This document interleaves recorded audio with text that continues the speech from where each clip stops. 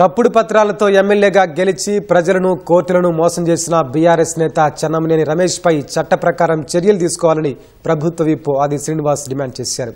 2009 నుంచి 2023 వరకు వేములవాడ ఎమ్మెల్యేగా ప్రాతినిధ్యం వహించిన చెన్నమనేని జర్మన్ పౌరుడేనని హైకోర్టు తీర్పిచ్చిన నేపథ్యంలో ఆయన మాజీ ఎమ్మెల్యే కూడా కాదని గెజిట్ విడుదలకు ఆది శ్రీనివాస్ డిమాండ్ చేశారు. చెన్నమనేని రమేష్ జర్మనీ పౌరసత్వం కలిగి ఉండి తప్పుడు పత్రాలతో ఎన్నికల్లో పోటీ చేశారని గతంలో ఆది శ్రీనివాస్ హైకోర్టులో పిటిషన్ దాఖలు చేశారు. ఈ అంశంపై పలు దఫాలుగా విచారణ చేపట్టిన ఉన్నత న్యాయస్థానం చెన్నమనేనికి జర్మనీ పౌరసత్వం ఉన్నట్లు తేల్చింది.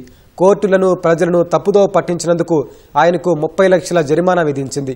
అందులో 25 లక్షలు ఆది శ్రీనివాస్కు, 5 లక్షలు రాష్ట్ర న్యాయ సేవాధికార సంస్థకు ఇవ్వాలని ఆదేశించింది. హైకోర్టు తీర్పు మేరకు ఆ డబ్బును డీడీల రూపంలో చెన్నమనేని రమేష్ అందజేశారు. చెన్నమనేని రమేష్కు ఇప్పటి వరకు ప్రభుత్వం ఇచ్చిన సౌకర్యాలన్నింటినీ తిరిగి రాబట్టాలని ఆది శ్రీనివాస్ డిమాండ్ చేశారు.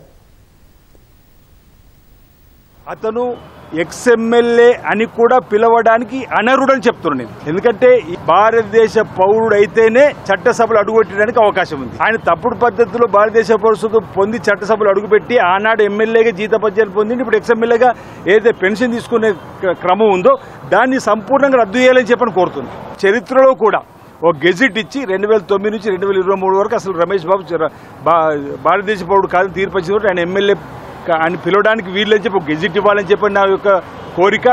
అసలు ప్రపంచంలో ఆ దేశ పౌరుడు కాని వ్యక్తి ఒక చట్టసభల్లో 15 ఏళ్ళు ఉన్నట్టు బహుశా ఇది తెలంగాణలోనే కావచ్చు అన్నమాట సందర్భం చెప్తూ వేములో నియోజకవర్గ ప్రజలకు క్షేమపడి చెప్పాలని చెప్పాడు. తప్పుడు పద్ధతులు ఈ రోజు అయితే 25 లక్షలు డీడీ చెల్లించిందంటే ఆయన ఈ తీర్పును ఒప్పుకున్నట్టే. కాబట్టి ఇప్పటికైనా వేరే నియోజకవర్గ ప్రజలకు నేను పొరపాటు చేసినని చెప్పని తప్పైందని చెప్పని ఒప్పుకోవాలని చెప్పని నేను మీ ద్వారా వారికి సూచన చేస్తా ఉన్నా.